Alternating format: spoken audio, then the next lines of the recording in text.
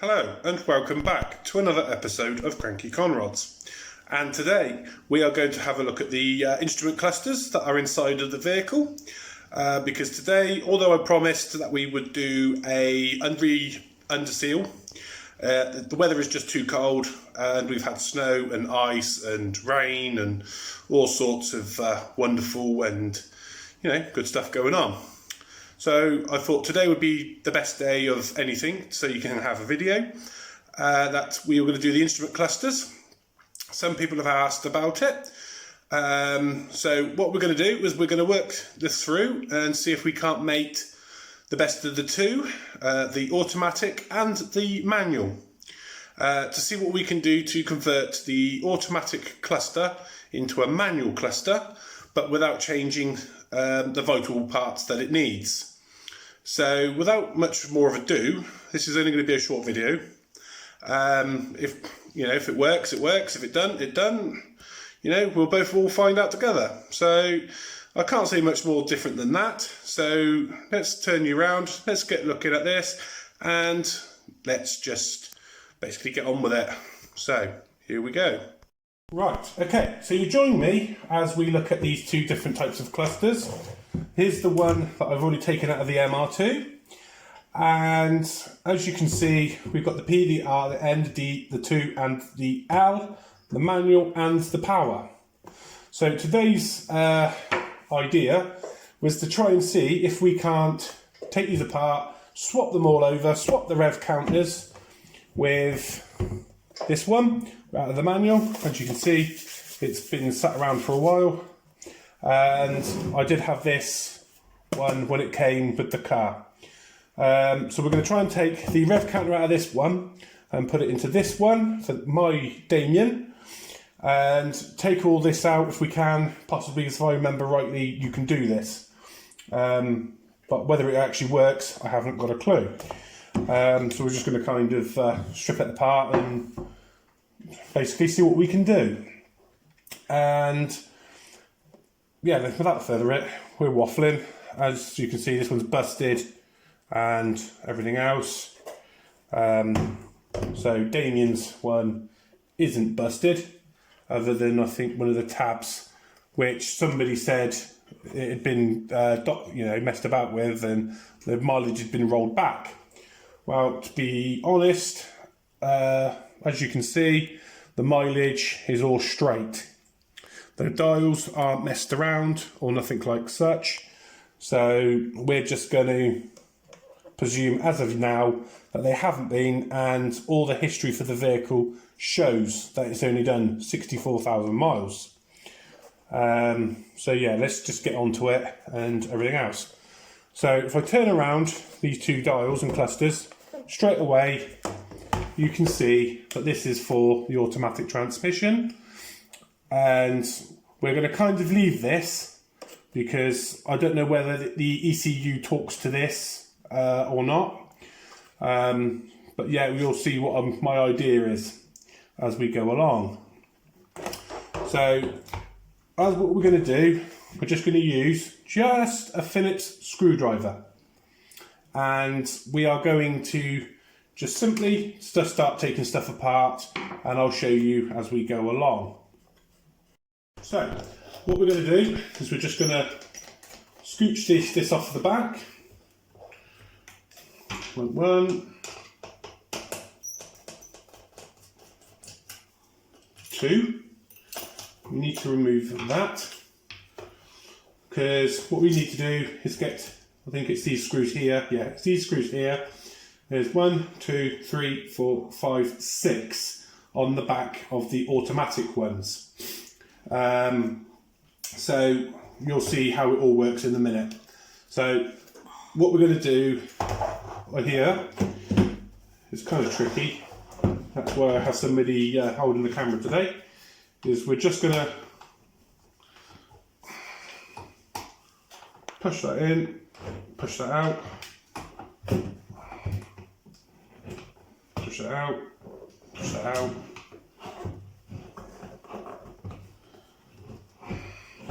This is where we go and bust it if we're not careful.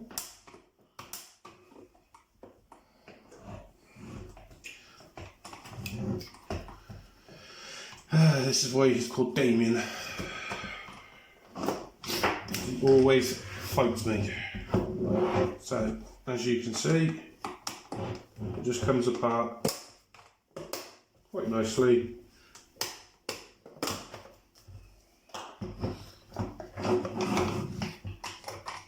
As you can see, we're just going to set that over to one side.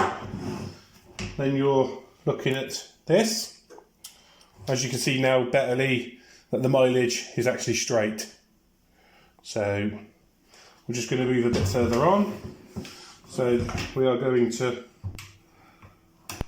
1, 2, 3, 4.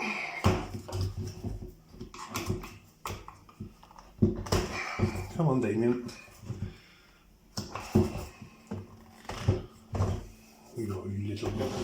You little beggar. Right, that's what I want. There we go.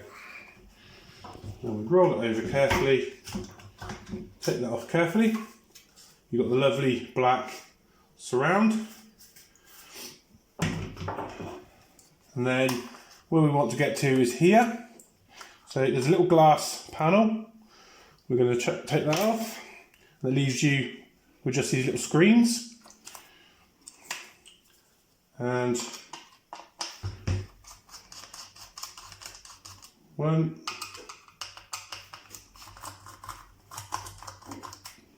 2, 3, 4,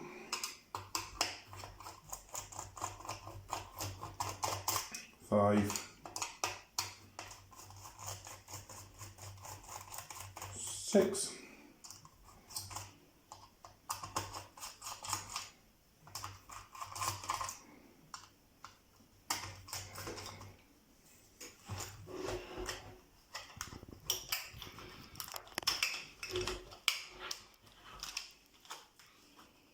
If I missed.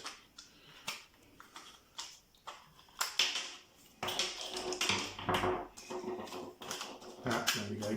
That one hasn't come out enough. So you've got some longer ones and some shorter ones. Just be more careful where they go. And here we go. That just comes out and that looks like that. And then we are left, it's just a case like that. So I'm just going to push all that over to there.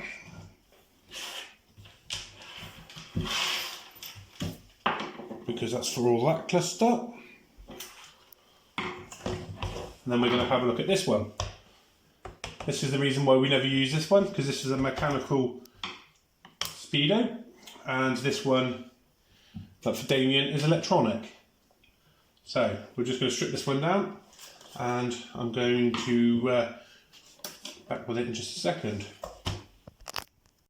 So as you can see, this one only has 1, 2, 3, 4 screws on the back, and this piece here is completely covered over. Where mine, this is all cut out, and that's what that white plug is. It screws into there and screws into there. So these white pieces are all exactly the same. So to cut production costs. So what we're going to do, we're just going to do the exact same with this one. Well, that way that'll be easier. Right, so 1, 2, 3, 4, 5, 6, knock on my door. 7, 8, I don't know, the nursery rhyme goes again. Oh, look at that one, it just comes apart. So, that's that one. And this is the reason why, because we're going to use this black back in, because obviously you haven't got the automatic piece there, nor do you have the 2 lights. So now you can kind of see where we are going with this. I'm not so sure about the security light, but we'll get to that part, I suppose, as we're getting further into it. So then,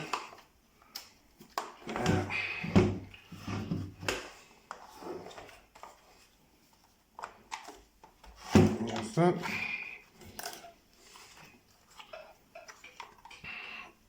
There's that. That one, and that one. So, I Oh, you little beggar, you. Come on. Oh, dang it. And let me break one of the little clips. There we go. That one was a quite tight one. So that one is quite tidy, so you can see what we're doing now. Now we go into here. 1, 2, 3,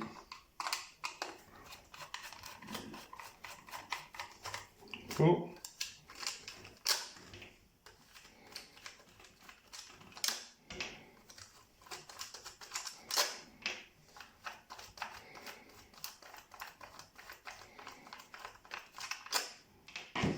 Right, and this one falls right out.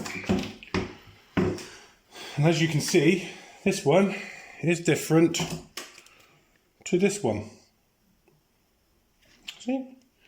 But if you look at the backs of the boards, I don't know how well it'll come up on the camera, yeah, the back of the boards are slightly bigger on the manual version to the auto, but the boards are pretty much all in the same place. So if it comes to it, we might have to just swap this out and this piece out and swap it for this one. So that's what we're going to do. We're just going to see, but if it comes to it, that's what we will do. So we're just going to bolt.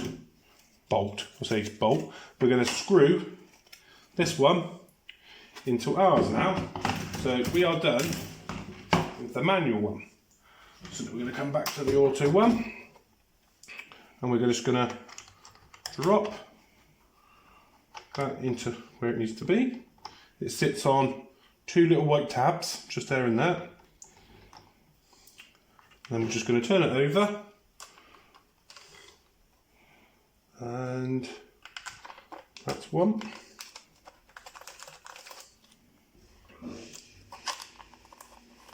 That's one.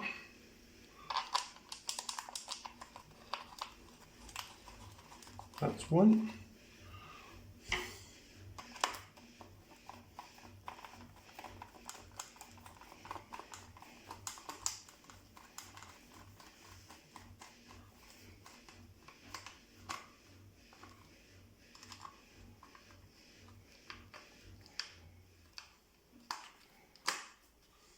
Oh, you might need to get the short screws. Okay.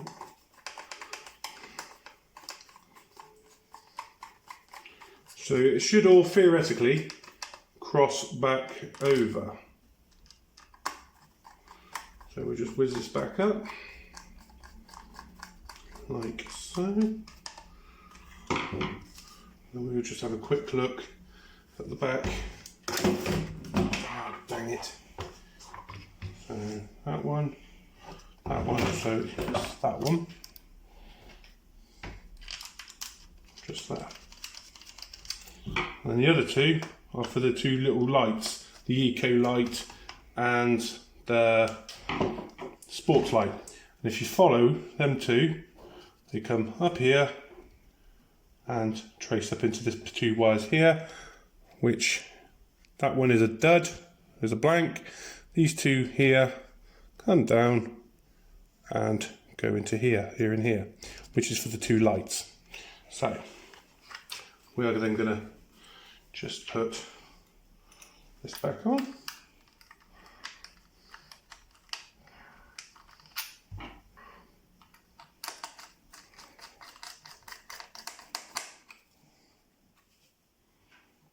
Like so. I mean, you can take this out, leave it plugged in, drop it down the back of the dashboard or whatever, but I'm not going to do that. So what we're going to do is kind of leave that one like it is. So as you can see, the difference is the manual doesn't have the cutout for the auto, but they're the same, identically the same. So we're going to chuck the auto one over here, and then we're going to put this one back on like so.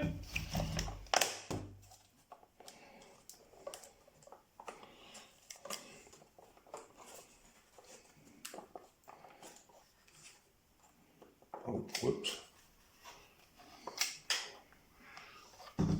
I found our first difference. So, this one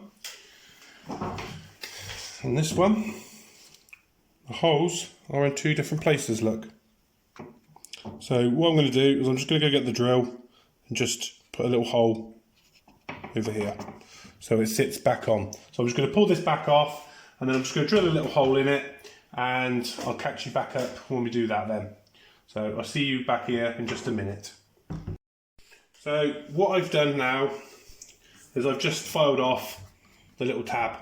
I haven't bothered to drill it. It takes too long, lining it all up and, you know, all that doovy. So we're just going to just put this back on, like so. Hopefully it'll all go back together, like so. And now you shouldn't have, you see what I mean? Now it looks like a manual one. So what we're going to do now is just going to check the best ones for the two. I'm just going to get a cloth and clean this up, clean all the inside up and whatever. This one, it looks like it's been thrown around somewhere. I mean, it was loose in the car, chucked around in the front when we got it, I think it was, or in the car. So this one is really scratched up. That was for this one. This one. And the one for Damien is actually quite nice and clean and has hardly any scratches in it. So we're going to use that one, but not before I go and just give this a quick clean up. So that's what I'm going to do now. Give this a quick clean up and just simply drop it down like so and clip. And that's pretty much going to be it. And then the next time you join me will be in the MR2, and when we put the battery back on him and see what catches fire and what doesn't work. So I'm hoping the rev counter is going to work, because I think I had a fault with the rev counter, where the rev counter was tick over, was like nearly 3,000 RPM, and then it would rev round like normal, shut down, and then the rev counter would slowly drop down. So I'm going to say probably one of the resistors in the tachometer is been a bit faulty.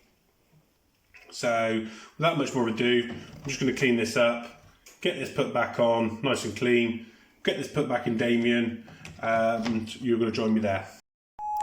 So now you join me in the MR2. We have that. Rev counter's not jumped up yet. Let's find out.